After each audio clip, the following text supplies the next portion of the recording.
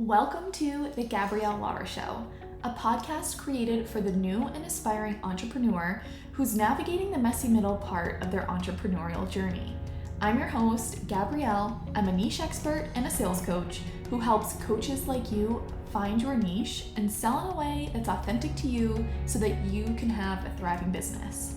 I'll be inviting entrepreneurs from all walks of life onto these episodes to share their story of how they went from an aspiring entrepreneur to a CEO and all the messy parts they navigated in between so that you do not feel alone on this journey. Sit back, relax, and stay a while because you are more than welcome here. Welcome back to this episode of the Gabrielle Laura Show. I am so excited because I am joined by my friend Hillary here, who I'll introduce in just a minute. But this is the first episode of the pivot that I mentioned in my last episode of how every single episode of the Gabrielle Laura Show from here on out is going to revolve around entrepreneur stories. So I'm going to be inviting entrepreneurs from all walks of life onto my show to share their story and share how they navigated the messy middle. Because I know a majority of you guys are new and aspiring entrepreneurs and you are walking through the mud right now. So I want to bring other entrepreneurs on to share how they've walked through the mud, what their messy middle looked like, and how they got through it so that you don't feel so alone in your journey. So my first guest coming on the show to share her story is Hillary. Before I dive too deep into Hillary, I want to pass it over to you where you can just jump in and share your story, and we're just going to walk through that. So go right ahead. Sounds good. Thanks so much for having me. Of course. So I started actually in tech sales 6 years ago, and I had no idea what I wanted to do with my life. All I remember was sitting at my desk with a, pit in my stomach, feeling like this isn't where I'm supposed to be. I don't feel aligned with my values, and how can I create a career that was more aligned with the life that I wanted to live. So at that time, I really loved traveling. I loved connecting. I was really creative. So that took me on a journey of meeting a bunch of people, trying to figure it out and trying to find my passion. Somewhere along the way, I was using my boyfriend, husband now at the time's camera. And he said, "Why don't you do photography?" And the minute he said that, I just knew, like, this is what I'm meant to do. I don't know anything about photography, but I'm going to learn. So I bought a full frame DSL camera without knowing anything, and I just dove right in. So I began learning, and then eventually I started getting asked for my rates when I was sharing that online. And then eventually, before I knew it, I had this side hustle. And I knew I was going to be a full-time photographer the minute I got my camera. So it was just, when was that going to happen? I had to save up. I had to think about things. And eventually I did. So 2 years after picking up my first camera, I leave the tech industry and I just hit the ground running. Like, how can I make money? How can I make this work? And I went into just like money making mode. And at the time I wasn't thinking strategically. It was just like, how can I create a paycheck? Right. And that's when I spent a year doing that. And at the same time, honestly, I still was learning photography. I was taking clients while learning photography. So I had this business that I felt like an imposter in. And I had to coach myself constantly through every job, not feeling like I was good enough, right? For an entire year. And questioning, like, am I charging too much? Is my work good enough? Like, what will people think? Like, all those thoughts that run through your head the first year of doing something new and doing something different. And then 1 year in, so I was taking about 7 to 8 clients a week during this time. And just shooting, editing. Like, anyone that emailed me, families, weddings, newborns, a bar for cocktails. Like, it was just like money, right?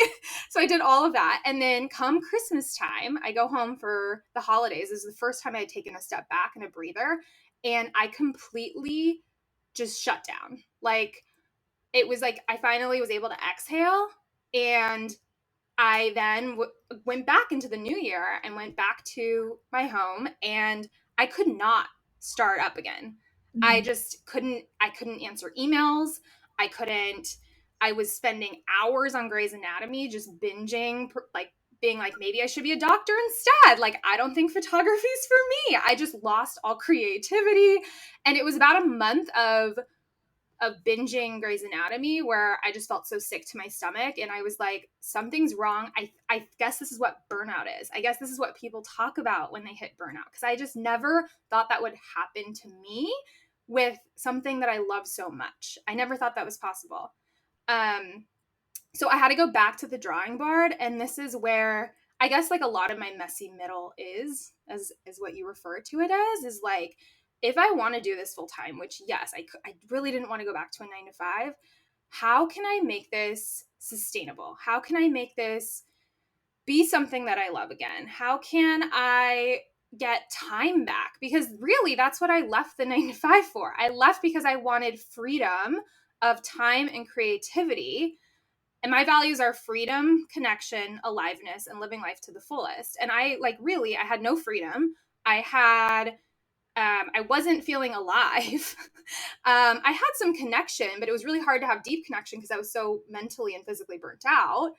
And so I use values as a compass of being like, this isn't worth it. None of this is worth it if I don't have time and if I don't have creativity.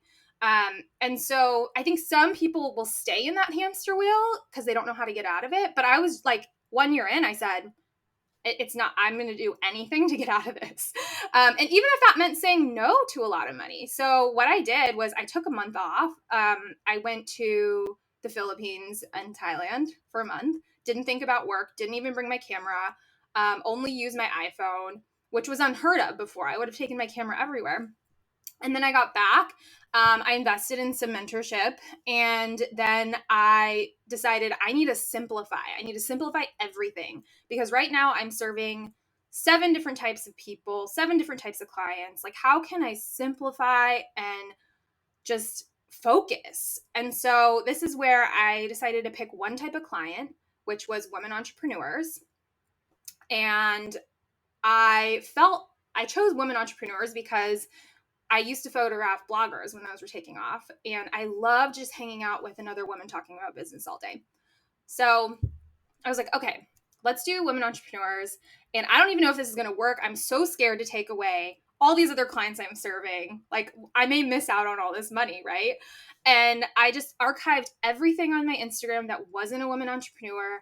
I changed my portfolio. And then I raised my rates overnight, like by like 5x. Like, I was just like, okay, if I want to shoot once a week now, how can I maintain this? Like, once a week felt really good to me.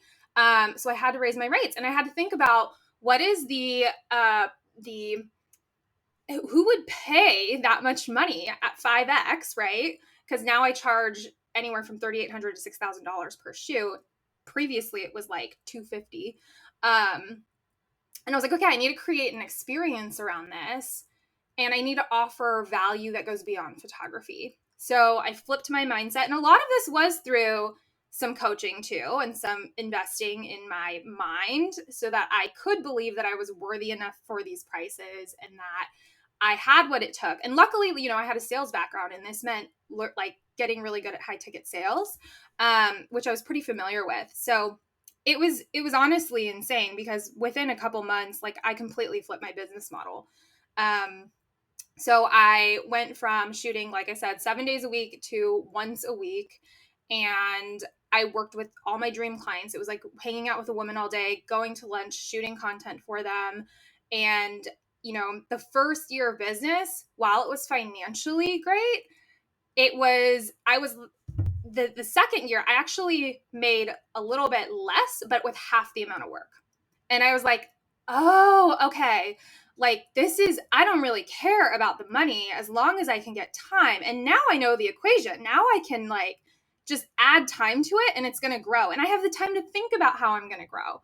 Whereas before I didn't. Like, I didn't even have time to, think about strategy or adding additional revenue streams. And I think that's was really frustrating to me in the beginning. And I mean, I could talk about this too, is just the entire investment journey I've had also over the last year as I move into coaching, because I also now coach photographers and service-based providers that are going through this burnout feeling. And sometimes they're like 4 years in, and sometimes they've made way more revenue than I've ever made, but they're just completely burnt out. And then they're like wanting to have a child soon, and they're like, I want to be a mom, and like there's no way I can do this, or I want to launch a course, and like, when do you have time to launch a course, you know?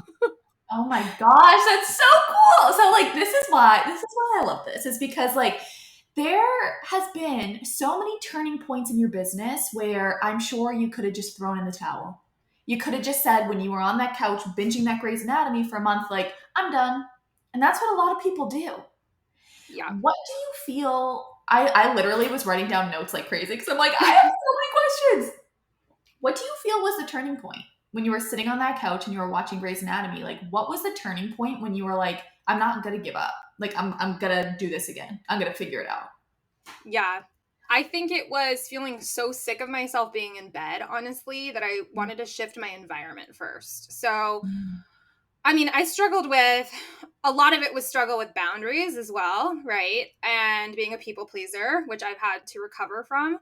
And I felt so bad that I wasn't replying to people because my mental state wasn't there, and I was in bed, and I was ignoring responses because I couldn't handle it. And after a week of just being so sick to my stomach in bed and being like, wow, I owe all these people responses that I've completely ignored, I need to just like get a change of scenery. And I went to a coffee shop and I just started. Wow. So you just like, you pushed yourself and just said, we're getting out of bed today. We're going to the coffee shop and here we go. Like, this is it. I didn't think it was like when I was in bed, it wasn't like, I didn't have the time to think about how am I going to do this. I'm sticking with this. It was more so the first step was just like change my environment and we'll go from there. You know, the mental health wise, you know, like I had to get through just like one foot in front of the other. And then once my mind, and once I was, you know, out of the emotional, physical burnout, I had that rest, then I was able to think a little bit more clear and being like, I don't want to go back to a 9 to 5 isn't aligned with my values still. Right. So yeah, I hear that 100%. And it's interesting too, how you said like, it was just one step in front of the other, right? It was just one step at a time, one foot in front of the other. And it's so interesting because I hear a lot of people who are in those phases where they're like panic mode, because it's like, what's the end goal? What's the end goal? But what's really interesting with you and what I want to highlight is it was, what's the first step? How can we get to the first step? All right, that's literally putting on some fresh clothes, taking a shower, putting on fresh clothes, driving to the coffee shop or walking to the coffee shop and getting some sunshine. And then we go from there. And I really want to highlight that because I feel like people think that they have to go 0 to 100. I did. I needed to work through that, right? I'd go through a panic mode where I'd go 0 to 100 and like, it's not constructive and it's not conducive. So I really want to highlight that because it's so important. But or I should say, and what also stuck out to me was the boundaries and the people, because that really ties into healing work. And I did not expect healing to be a thing. Like when I started a business, I was like, oh, I'm good, right? Like I have a therapist, like we meet like once a month, like I'm good, right? And no, I was not. Like all of these things that you don't realize that like you've harbored as like a child or just learned at some point in your life, if it is not fixed, that shit comes in like wildfire when you are like going through these moments. And I that's what threw me off the most as an entrepreneur. And I find with like my clients and the people in my community, no one expects it, right? They don't realize that that wall of resistance or that burnout they're experiencing could be avoided, right? Through stronger boundaries or whatever it may be. But like, you don't know what you don't know. And we all have to experience these things to heal our inner wounds, right? Like our child wounds, whatever wounds those may be, to really progress into our highest self as an entrepreneur. And so I thought it was so interesting. Like, how did you begin healing that? Like, how did you stop the people-pleasing tendencies? Oh, I mean, I've been on that journey for so long, but I just had no idea that it was going to show up in my business. And that's what I think now that I coach entrepreneurs, they realize the same thing. They're just like, what? Like, I was just at my therapy appointment and I thought this was going to be about business. And like, we're coming back to the things I talked about in therapy. Like, yup. um, Guys, here it is. Like, it doesn't end. It does not end. and I'm still in that. I still have a business coach that I'm meeting with weekly. And I just talked about with my business coach this week is like, I thought I was over something that I'm working on. And I was like, what the hell? Like, I thought I was done. And to be honest, it's about self-love and like loving myself. I thought I went through that already.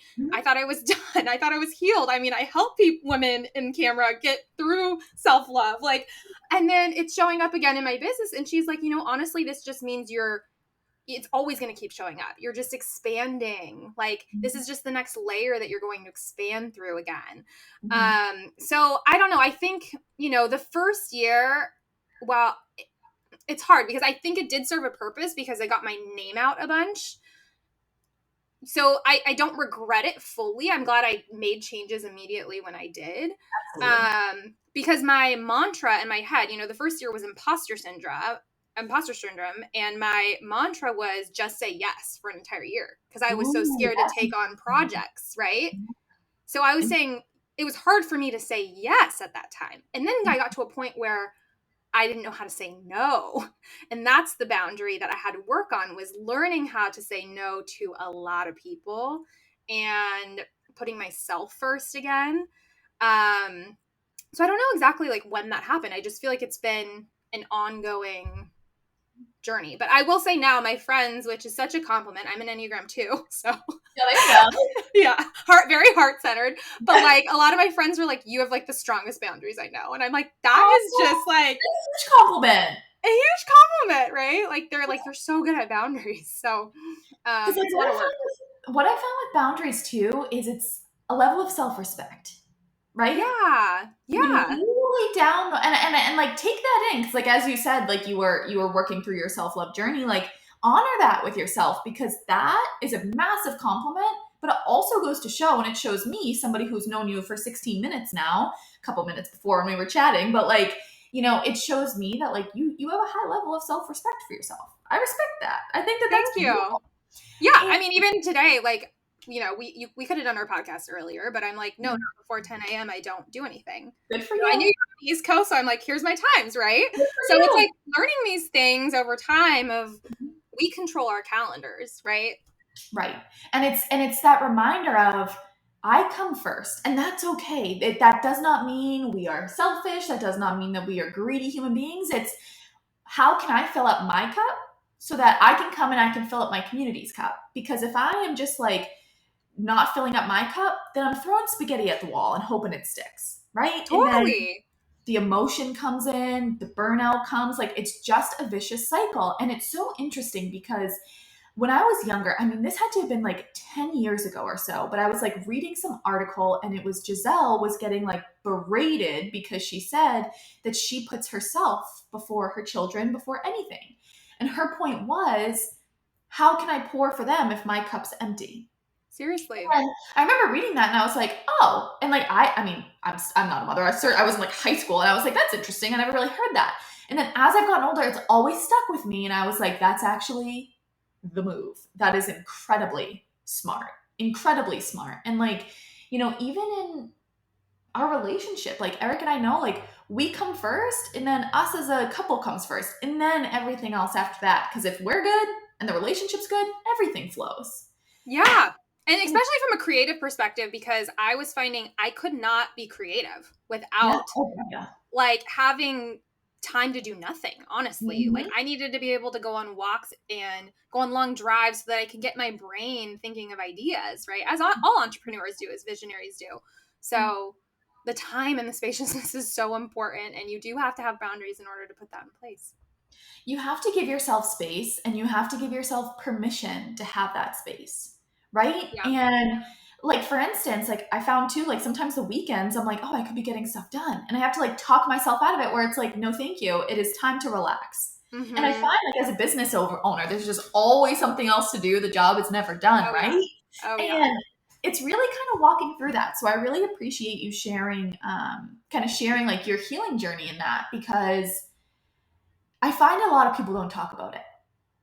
And when you start your business and you start navigating all of these things, right, as a lot of our listeners are now, regardless of if they're in it for a year or they're just getting started, like you feel alone. Like, was that journey really lonely for you that first year?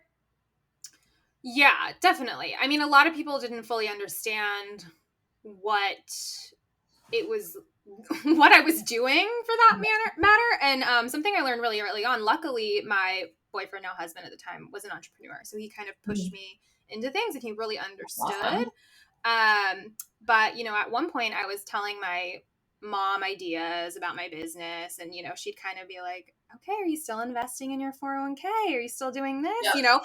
And it's all those fears that I'd already have. And then she'd amplify them and I'd just be like, oh my God, am I making the right decision, right? And then my husband actually said to me once, he said, why do you tell your parents everything?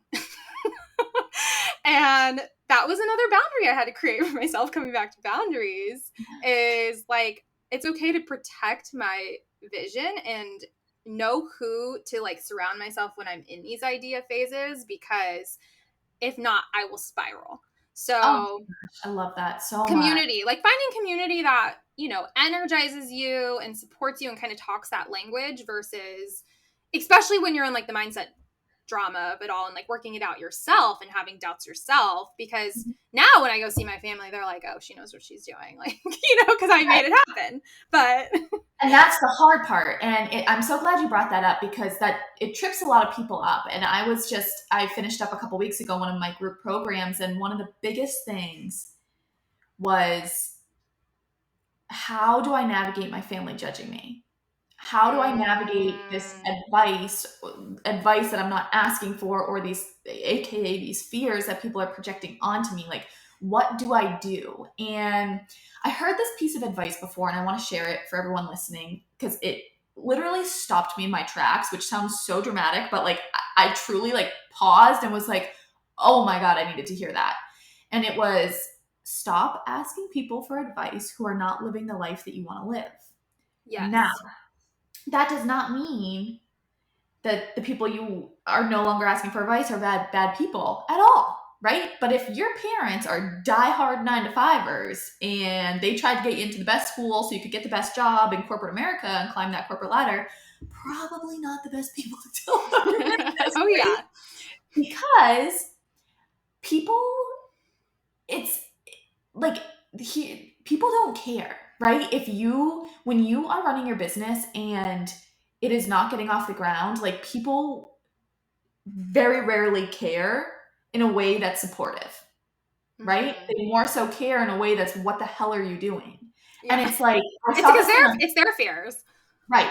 And so I saw this thing on TikTok that's like, no one gives a shit, right? You have to literally like make people give a shit. And so it's like, and how you just alluded to, like, now you could go home and everything's fine. Like, they know you figured it out, but it's navigating that time where you haven't figured it out, where, you're not really making money and you're not contributing to your 401k and you're looking at your bank account like, oh my goodness. But then your dreams are like, let's go, let's go, let's go. Like, it, and your intuition's pushing you, just keep going, just keep going. And you're getting all these voices in your head and you're like, what the heck is going on?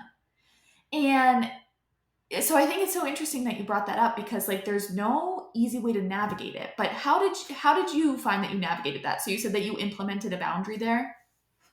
Yeah, it was my own boundary, because it wasn't like, well, I guess they'd ask me sometimes, but I'd be just a little less like showing them the back end of my business at that point. It was just kind of like, things are going well, in the very beginning, because I couldn't handle like the projection of their fear, because I was scared. Like, so I had to, yeah. And so it was like, okay, how can I balance out other thoughts in my mind, like what I'm consuming, right? So not only, and this is online and offline, like, how can I create a community that is like more positive thinking and inspiring, right? To balance out the negative thoughts. Because I think that's what's difficult too, is like, some people can't control whether they can delete someone from their life, right? Like, you have to deal with sometimes just negative energy. So it was more so, how can I balance out that and find community through that? And something I also, realized was, a lot of entrepreneurs, if you are a visionary, like it's literally your job to hold a vision that people can't see yet. And so nobody's going to understand it until you do it, until it's tangible, right? That's it. And like that, based on that guy's TikTok, like that's exactly what he said. He's like, that's it. No one cares until you Yeah. make them care, and you make them care when it becomes tangible, like you just said. Like, and that is the hardest hill to climb. That was the hard for, I'll speak for myself. That was the hardest hill to climb for me. Yeah. Very difficult. And it's no joke, but to kind of go back to, because something I wrote down here was, you started investing in your business. You were coaching yourself a lot, and then you started investing, and like that was a big turning point for you. And I just want to highlight there, like, the power of investing, because like that's where you find people who are living the life that you want to live, who you can go to for advice, for venting, for a brain dump, for idea downloads and helping you sort it out. Like that is where you find your people, right? Yeah. That is where you join a group program or a mastermind or something where like there's other people in there that you can connect and collaborate with. Because if there's not somebody who truly is living the life that you want to live in your personal circle, which in the online space I find it's not really common, because a lot of people are still in 9 to 5s, and that's totally fine, right? But then it's your responsibility to surround yourself with people who are living the life that you want to live in Facebook groups, right? It doesn't have to be investing all the time, but in Facebook groups, right? Like actively joining network opportunities, but just surrounding yourself with people who are where you want to be, so that you're not the smartest person in the room, because I don't believe that you should ever be the smartest person in the room, so that you're always learning. And just getting your people in front of you, because the more that you have people that you can go to, that you trust and that you admire, whether they are peers, whether they are mentors and coaches, like I just find it is like a next level game changer. For sure. So kind of like walk us through, like, what was that turning point for you where you were just like, all right, screw it. Like, I'm going to invest, and like, I'm just going to really figure this thing out. Yeah, I mean, after I, replied to the people, I said, where can I start? And this is where I had to figure out how to sell high ticket photography packages. So I started with a workshop. I stumbled on personal brand photography, and I started with a workshop on that, and where I met 10 other photographers that were already in personal brand photography. And I was like, oh my gosh, these are my people. And that feels really good when you find like a community that's really passionate about the same things. Mm-hmm. And that was my first taste of investing. It was like a 1-day workshop, right? And then from there, I realized I needed to create like luxury experiences. So I went on a journey to find a mentor that was really good at that. And then I invested again. And now, since then I've been in group programs, mastermind, all of that. And I've realized when I've been out of it, how much I miss it in terms of like my up level. Like I'm not growing. So I still work with a business coach weekly now. Yeah.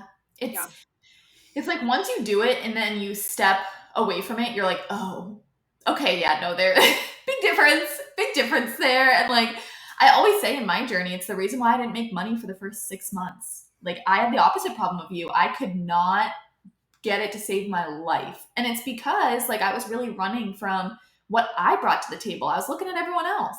Oh, that looked like it worked for them. I bought her strategy of how she made $100,000. Yeah. Oh yeah. I was like, I'll just try that. And I just kept running further and further and further away from what I brought to the table. And it really wasn't until I just was at my wit's end, and literally the rest of my money in my bank account I gave to a coach. And I said, please help me. And she did. And it's just, yeah. it is a game changer. But just surrounding yourself with those people that like you can go to when you do get a comment from a family member, which is so hard. It's so hard. It sucks. But when you have that community to really help you through that, like I'm really happy that was part of your story, because I just find like it is just such a turning point. Oh yeah, definitely. But yeah, I think the investment thing, I mean, I would say, it speeds up the time to get to a place that you want to go.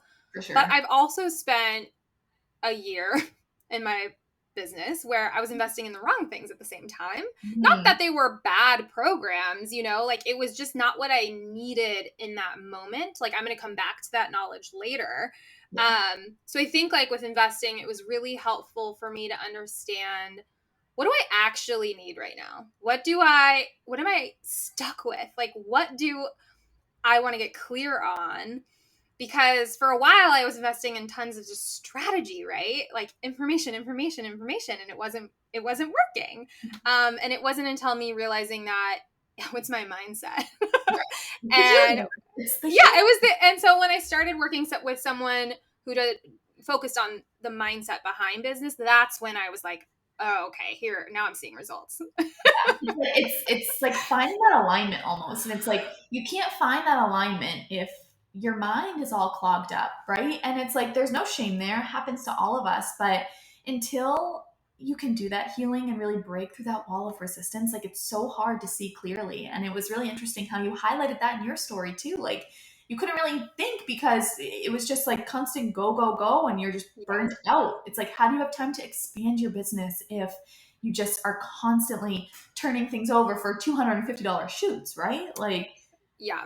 And I think you made such a good point about comparison too, because yeah, I think everybody goes through that. And especially in the messy middle, I was like comparing myself to people that were like 7-figure business within right. 6 months, within 1 year. And I was like, what am I doing wrong? Like, what's wrong with me? And like, I think I've realized this is a marathon. It's not, it doesn't need to happen in 6 months or 1 year. I'm in for the long haul. I'm in for aligning a business that's with my values. And I would much rather do that, like, without burning out than, Right.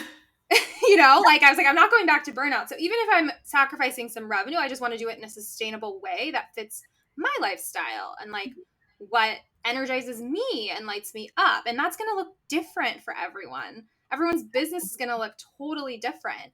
Like I tested so many things. And like one thing I did was retainer clients, for example, because some photographer was like, you need photography retainer clients. That is sustainable income, right? And then like I did it and I was like, wow, I hate feeling tied for a year to somebody. And this is just like doesn't feel right. I mean, it went against my values, right? So then it was like back to the drawing board. So not everything that I guess you're comparing yourself to will necessarily work for your own. Everyone's different, you know? Right. And that's what 100%. And it's like, it comes down to honoring you. And like everyone's vision and version of success looks different, right? For Yes. one person, it could be making $50,000 a year and being able to stay home with their kids. For another person, it could be building generational wealth. Like every single person is different, and that's what I feel like is so beautiful about entrepreneurship is that when you honor yourself and you like fully embody your values, what you bring to the table, your uniqueness, your level of success, you flourish because you have that alignment.